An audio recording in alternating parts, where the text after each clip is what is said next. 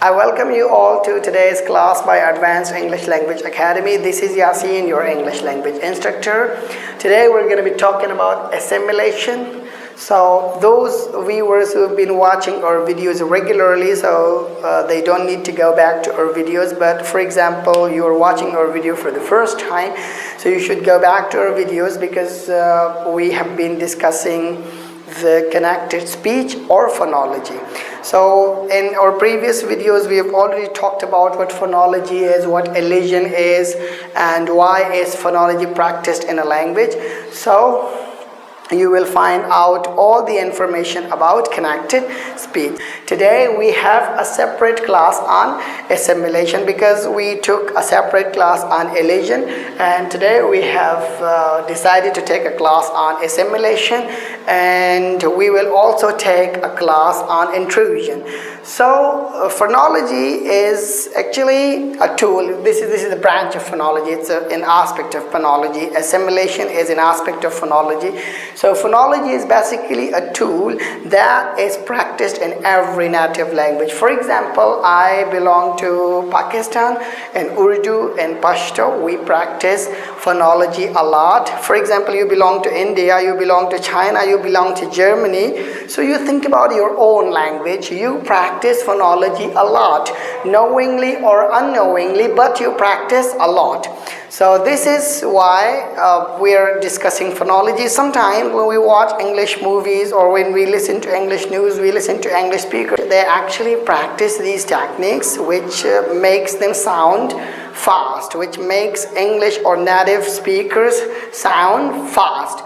So if you think that English is a fast language or English speakers speak fast English, so you should go back to our videos and find a video on elision and phonology, so you will have no confusion. I'm very thankful to those viewers who've been regularly watching our videos, but those viewers who are watching our video for the first time, so I'd like to request that they should subscribe to our channel and press the bell icon to receive more videos from our channel. So let's talk about assimilation. Now, assimilation is a tool, it's an aspect of phonology in which the sound changes. Now, why we practice elision, assimilation, intrusion? Why? Because we just want to maintain the flow. For example, we're speaking Pashto, we're speaking Urdu or any language. So you just think about it, there is a flow in our native language. When we speak that, so there is a flow. But when we speak English, so we pause. Most of the times we pause, then we think, then we pause, then we think, then we pause.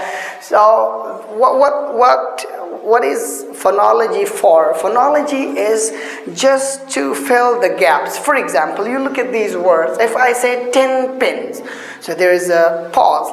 10 pins. The fluency is hampered. The fluency is interrupted. So if you just use these two words in a sentence, I need 10 pins. So you see that between 10 and pin there is a pause, and there shouldn't be any pause in spoken English, because remember one thing, that in written English pauses are right, there is gap, because you see between 10 and pins there is a gap, but when we speak that there is no gap, okay, and there shouldn't be any gap because every language should be fluent, and same is the case with English.